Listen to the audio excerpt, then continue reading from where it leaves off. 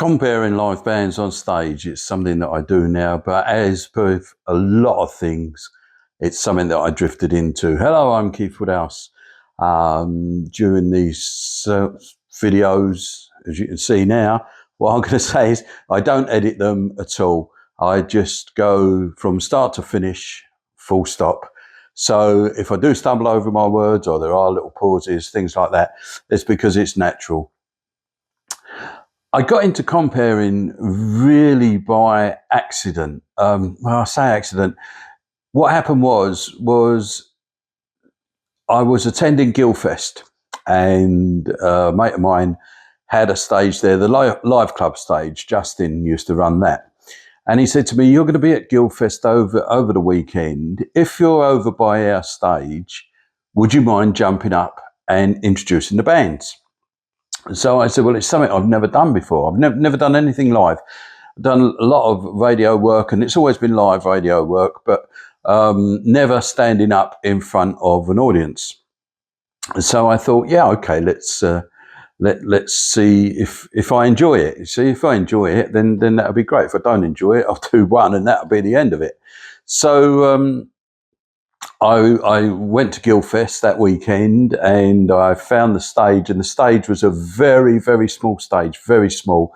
It perhaps had a canopy over the top of it. There was a little Volkswagen Beetle, not a Beetle, one of those camper vans there that was the production office, as it were, and a tiny little stage, tiny little stage. And I jumped up and started just introduced the first band on, and one thing and another, and it went from there. And then I wandered off around the festival, came back when there was another band to go on. I'd jump up and introduce them. So that was how it all started. It was a very, very small affair, this live club stage, very, very small affair in those early days. And I probably, the second year I went along, it became more of a formal role, and I was there as the compere. I don't think I was DJing between the bands, and there was someone else doing that. So I was comparing right the way through the weekend. And I must have compared 2 or 3 years on the stage when it was that size. But it did seem to grow, you know. Well, I'll come on to that in a minute. But out of the dozens and dozens of bands that I introduced in those early years, there's one that stood out. I remember seeing them on the list, and I thought, I'm going to have great fun introducing these on. And it was the Itchy Tits all-girl punk show. Now, I do apologise if I've forgotten, you know, I've not mentioned your band. You say, oh, you introduced this one thing and I've blah, blah, blah. But I've literally now introduced hundreds, maybe thousands of bands on stage. Probably not thousands, probably hundreds upon hundreds. The earliest one that I remember is the Itchy Tits. I mean, they were a good laugh, and you got what you would expect from a name like that, a good punk show. And then as time went on at Guildfest, the stage grew, and at one stage we had a big circus tent, and so we had a big stage in there, and I would DJ from the side while the changeover was going on. And we had a great crew from Surrey University who did the sound. They got the bands on and off the stage. They were so efficient. It was brilliant. There'd be a clock at this, because when you're playing at that level, these bands sometimes tend to take liberties and think, we're going to have an extra 5 or 10 minutes, and they'll carry on. But they used to have a stage at the a clock at the side of the stage, so as the bands could see the time and they knew exactly where they were. Very, very professional, this team from Surrey University, and I worked with them for a few years, and they were a great bunch. And you think, oh, well, why not give these bands an extra 5 or 10 minutes? Well, if you do that, the timings are so tight. You have a 15-minute turnover. That's getting a band on and getting the next band, getting a band on. Then they finish. getting them off and then getting the next band on within 15 minutes is some feat, especially if they're wanting to change their drums. If the drummer, there was always the nightmare when a drummer would turn up and say, I want to use my own kit. And that would always be a nightmare because they'd have to get, well, I say I was never involved in it. I would literally stay out of the way. I would put myself in a corner because they move at the speed of lightning. And if a drummer come along and said, I need my own drum kit, that was the nightmare, because you'd have to get the old kit off, get their kit on, set up. He'd have to test them and everything. And then at the end, exactly the same. Get his kit off, get the house kit back on again. And that was always a nightmare time. But then the stages grew, and we had a lot more unsigned bands wanting to play at Guildfest. So we actually ended up with two big tents. So we had two big tents there with the unsigned bands playing. And it got to the stage where we were actually bringing in help. I just could not do it on my own. Just could not do it. So a team grew. Eventually, I put a team together of people who would compare and DJ and one thing and another. And it seemed to work very well. And that was really my introduction to comparing, was doing it for some years at Guildfest.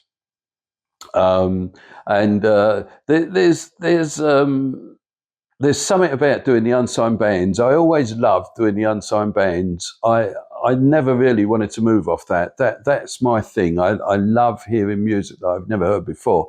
And over the years, I've got to know bands very well, made some very good friends in that scene.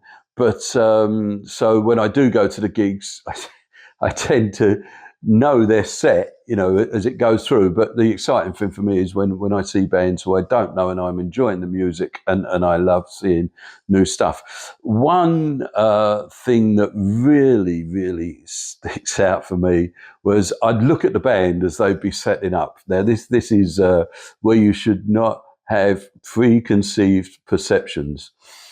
I looked at the band setting up, and I saw one in a cowboy hat with a double bass. I saw another on there with a fiddle, and I thought, oh no, this is going to be country music. I can't watch this. I'm going to go off and have a wander around the festival. So it gives me about 20 minutes while they do their half-hour slot to wander off, go around and see what else is going on around the festival. And I introduced them on, and they were a band called Some Dogs. And on they went, and I thought, there we go, Kenny Rogers, away we go. So I grabbed my can of beer, and I'm wandering through the audience, and to go out of the front back into the festival.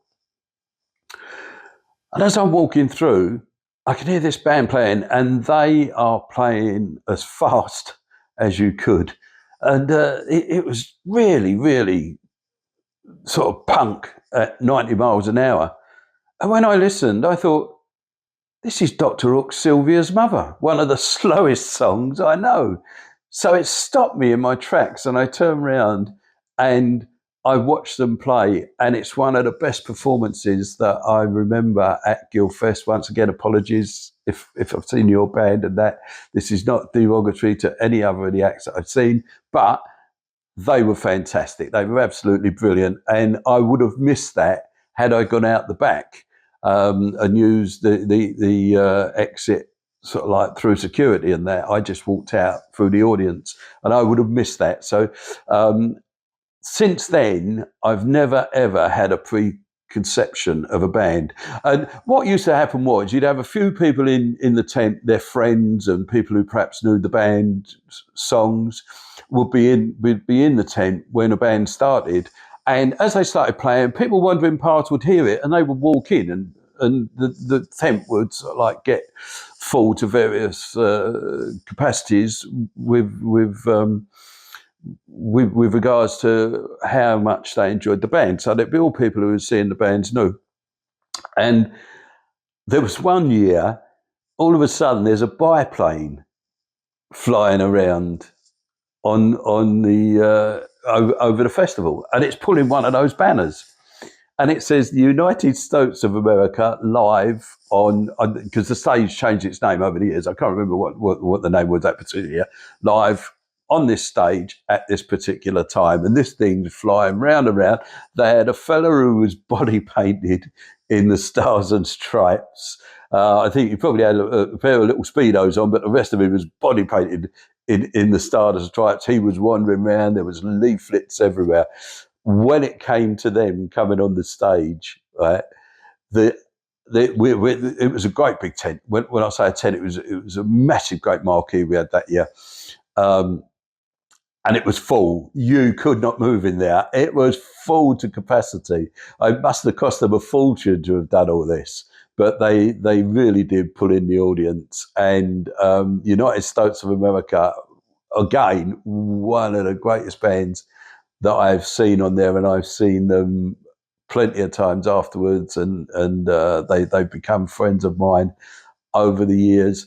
And I'd sort of like looked at the back and I thought, how are we going to get all these on stage? And they all did get up on the stage and they played their bit. They had Woody playing the washboards. They had Simon on the double bass. You had Kevin out there. No, I don't know if Kevin was in that band. But anyway, different people playing different things. And then at the end, they brought all their friends on stage, right? And I think at one stage I counted 39 people up there who were all dancing away. And I thought, that's going to collapse. That is going to collapse. And it didn't. The show went on, as they say. But that was my thing at Guildfest. I always wanted to stay with the unsigned bands. And I did get the opportunity to go on other stages, but I said, no, this is what I want to do. I don't want to stay here. Although I did appear on other stages when bands who I knew were playing, and they asked me, could you come along and introduce us on? So I'd go along and introduce them on that. Well, obviously check it out with the stage manager, but go along and introduce them on stage then. The only time I had a pass to go everywhere in that festival apart from the main stage, and the only time that I ever wanted to come off and get on the main stage was when we had Toots and the Maytals, or as he called me up and said, Toots and the Maytals. So Toots was playing. Now, Toots has been a hero of mine, if you watched an earlier video, since around about 1969. So it was some 40 odd years, that I've been a massive fan of Toots and the Maytals. And a good friend of mine, Roy Alloway, he compared the main stage for years at Guildfest. And I was having a word with him, and he said, "I'll tell you what, I'll get you up on the main stage." So I said, "Oh, brilliant!" So he organised it that I could get a pass, so as I could go onto the main stage and introduce Toots and the Maytals. Now, what happened was he had a radio mic, and he was going to go out onto the stage and then introduce me, and I would go out and introduce Toots onto the stage. And of course, I'm full of excitement. It was just Compering to me is just now. I just get up, do my thing, and jump down. But then I was really buzzing. This was going to be the highlight for me, walking out there and introducing Toots, who I'd never ever met, and I think I'd only ever seen him once before. That was Supported Madness at Finsbury Park. Anyway. Me and Roy, we're standing at the side of the stage. Then you've got the production crew all around there. All people got their own jobs to do. And of course, we stand out the way. So as they're all rushing around, then all of a sudden I see Toots appear like behind where he can't be seen by the audience on the other side of the stage to where I'm standing, and I'm sort of like starstruck. All of a sudden he's standing there with a fella, and this fella came rushing over to us, and he said to Roy, "Is that mic live?" And Roy went, "Yeah." So I said, "Great." Took it out of his hand, went on the stage and introduced Toots on. So that was my opportunity to introduce Toots. I managed to stay at the side of the show, the side of the stage, and I watched his show from the side, sort of like when you see on those videos of people behind the stage, like watching it, and I was just absolutely starstruck, and the crowd loved it. There was a massive audience, and at the end, I walked out and took him off the stage. So got all the applause from the crowd. By this time, we were going wild, So that's great walking out in, I don't know, I mean, it was there 5, 6, 7,000 people. It had to be, and looking out over that and saying about Toots was absolutely fantastic. It was something that will always stay with me in my memory. And then after that, I had arranged to get an interview with him. I had an interview with him and actually met him, and we had a great time together, great time talking about the early days of reggae. But that's another story, and I'll probably be able to do another story on that. Another festival that I did was Wayfest. I was at, I think it was at Delta Radio then, and they were asked if they could send over some compares. So I was asked to do it, and I was told, "Oh yeah, there'll be others over there to help you." So I turn up at Wayfest, and there's no one, absolutely no one, come over from Delta to help me. So I did the whole. I didn't do the whole festival because there's a number of stages, but I did the whole main stage all on my own, and a few things that. I remember from that, and this people always say to me, "You're name dropping all the time," but I'm not. I'm not. It's just something that's happened, and that's it. And I think it was the first year I did it. It poured with rain. It tipped it down. There was no shelter for the audience on the main stage area, and they got absolutely soaked. And as I said at the end of the evening, that they were true music fans who had just stood there all day long, soaked to the skin. They were soaked to the skin within the first half hour of the Heavens opening, and they just stood there and enjoyed and clapped along and sang along and loved the bands that were on. And I do remember at one stage, I said, "I'm going to raise your spirits," and I had the whole audience singing "I'm Forever Blowing Bubbles." Because we had Chaz and Dave coming on later that day. I think it was that year when Chaz and Dave played. But I was round at the back, and of course I do ask the fans the bands, how they want to be introduced on, because some of them don't want to be introduced on. Some of them have walk-on music, some of them have introductory music, and they've got their own way of doing things. So some bands have said to me, "No thanks, we don't want it," which is fine by me. I mean, it gives me a chance to get out the front and watch them.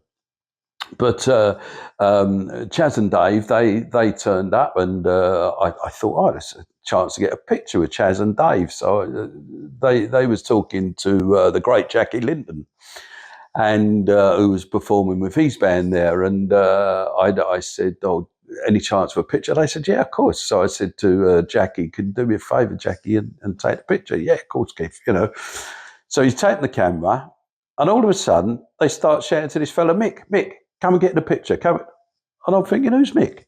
I want a picture with Chaz and Dave. And then all of a sudden this fella comes up, and as soon as he comes up, I thought, oh, that's Mick, the drummer. And of course, and then I realised it must have been really hard to be in a three-piece band called Chaz and Dave, because everyone forgot about Mick. I mean, it wouldn't have been the same as Chaz, Dave and Mick, but Mick, I think, was with him for 30 years, something like that. And he was a lovely fellow as well. And we had our photograph taken. Jackie took the photograph. Another one I remember was The Beat and Rankin Roger. Now, I had actually done an interview with Roger by telephone when he was up in the Midlands, and I did an interview for another little festival that he was doing, and I've been asked by the radio station to ring him. So I rang Roger. So we had spoken on the phone, and we obviously you talk offline and that. And what a lovely fellow he was. Lovely, lovely fella. Ranking Roger was. And I went to see them before introducing them on. I said, "Oh, how do you want to be introduced on?" Da, da, da, da. So yeah, you introduce us, and then we'll run onto the stage. So I said, "Yeah, great, we'll do that." And I'd seen the beat previously, and I knew what Ranking Roger, the energy that he had on stage, and I introduced him as the man with more energy than the Duracell bunny. And the band are running off and running on as I'm walking off, and they're killing themselves laughing. They're absolutely just falling over themselves laughing as they're running on after that. And he's giving me a friendly clip round the ear as he's run on the stage. And yeah, we had a laugh about that one afterwards, because Roger was very, very tall and I'm very, very short. So holding a conversation, I've got a megaphone, like that to do it. Another memorable one there was Steve Harley and Cockney Rebel. I'd met Steve previously when I'd done an interview with him over at Guildford, and we'd sat in a dressing room and did an interview. And he was playing, so I went round to his dressing area, because of course at a festival like that the dressing areas are in tents as opposed to porta cabins, because there wasn't enough room there to have porta cabins. And I went in and I saw him, and we had a quick chat, one thing and another. So I said, "Oh, how do you want to be introduced on?" So he said, "I'd like everyone to be in position. You do your bit, and then we'll start." So I said, "Yeah, that's great." So we're talking amongst ourselves, over in the corner, and the rest of the band are getting ready. So he said, "What I'll do is, as soon as I'm ready, I'll give you a nod, and then you do your bit." So I said, "Yeah, great." So when I go on stage, I always look for the person with the shortest person on stage who's got a microphone, so as I can use it on the stand, and I don't have to start adjusting the stand when they start playing. So the shortest one happens to be the furthest one from Steve Harley on the stage. So I've gone over to this fellow. I says, "Can I use your mic for the introduction?" He says, "Yeah, fine, And 99% of bands are always fine with that. We did have a problem during COVID, and I had to start using my own mic and one thing and another. But normally, the bands are fine with that. So this fella, yeah, absolutely fine. Use my mic. So I'm standing there. He's got a full band across the stage. Steve Harley on one side. There's me on the other side, and the keyboard player behind. So I've got this speech lined up, I've got a big introduction, and it'd take me ages. I just get it in my mind. I've not written anything down. I've got it in my mind, what I'm going to say, how much, I love this music going back to the early 70s, one thing and another. And I first ever saw him. But anyway, they're all ready to go. So Steve gives me the nod. Unfortunately, we hadn't let the rest of the band know what the signal was. So he's used this signal for the rest of the tour for the band to start. So he's nodded to me, the keyboard player behind. All of a sudden, I hear the intro for "Here Comes the Sun." And I'm thinking, I've got to do my bit. And I just managed to get to the microphone and say, "Please welcome Steve Harley of Cockney Rebel." And as I'm walking back, the band's all coming forward to get to their positions on the microphone. So I'm crashing through wires, cables, guitars, a lot, trying to get off stage. So I did learn a lesson then, that when I do organise it, make sure that the rest of the band knows exactly what's going on. And then I started doing the festival, which I'm probably most associated with now, and that's the Undercover Festival. This grew out of no festival being in the local area. So good mate of mine, Mick Moriarty, he started it with Andy Hills, and they put it on at the National Rifle Association at Bisley. And there was a big hall there, big hall, and there was another smaller hall in the same building, so we could have the two stages. They allowed camping there, and it was great. We had a great time there. We had a great time, and I think on the early ones there were two compares, so there was someone else who was comparing on the other stage, so I didn't have to rush around, and I could watch the bands on the main stage, which was the one that I did, and we had all sorts of bands on it. We had some fantastic acts, and we had the Damned, Cockney Rejects, Eddie and the Hot Rods. They became good friends of mine over the years. We had all sorts of people on there, and of course we had the unknown bands. When I say unknown, not as famous as those names, and those are the bands that I really enjoyed loving as much as I enjoyed, the bigger names. It is those people, and we had one particular band called Stone Heroes, who are very good friends of mine now. And I'd introduced them on stage many times because I then started doing gigs, as well as the festival. So I'd sort of like be at a gig, and I would do the comparing. And I think it was at a festival, an undercover festival. And the audience, they're just talking amongst themselves because you've got band after band after band with a 15-minute break, we did have a longer break at Undercover though, yeah, we did have a longer break because you had the second stage. So anyway, they're watching band after band. They go from one stage to the next stage, one stage. And of course, while they're waiting for the band to start, they're chatting amongst themselves. So all the audience, they're chatting amongst themselves in groups, and the ones who really want to see the band are all lining up at the front of the stage. So I come on and introduce them as the Stone Roses.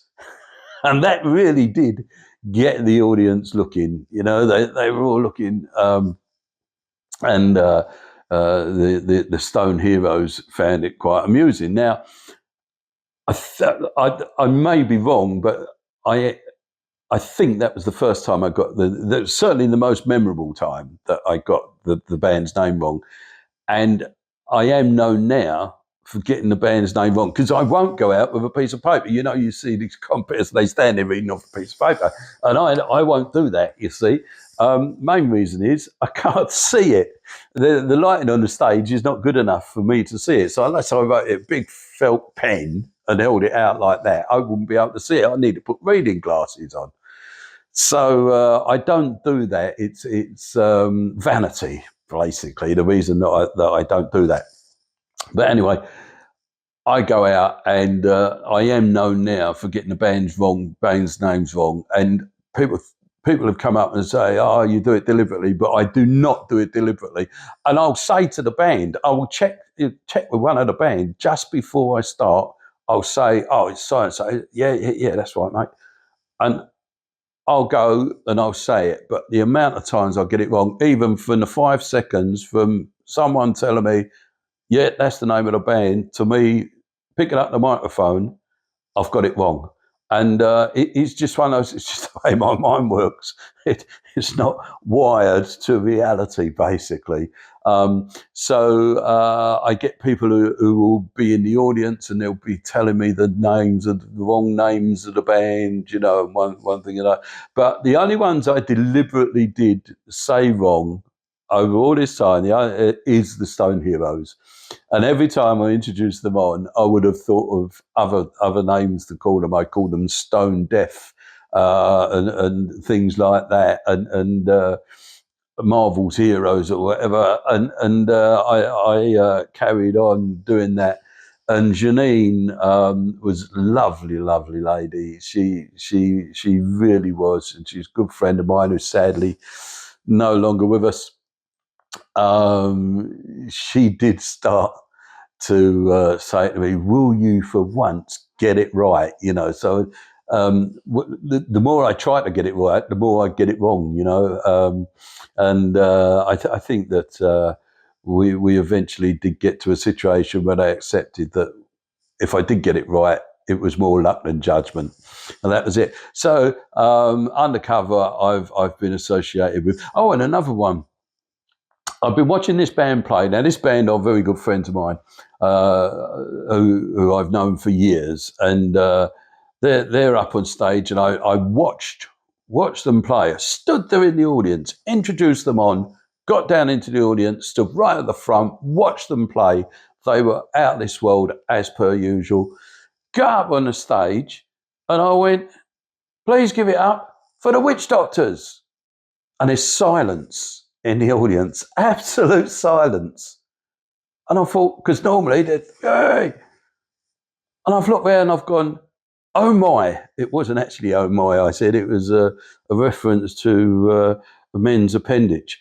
And I said, "Oh my, it's Rage DC." And everyone just fell apart. I'd stood there and watched a band who I have known for 10, 15 years and regard them as very good friends.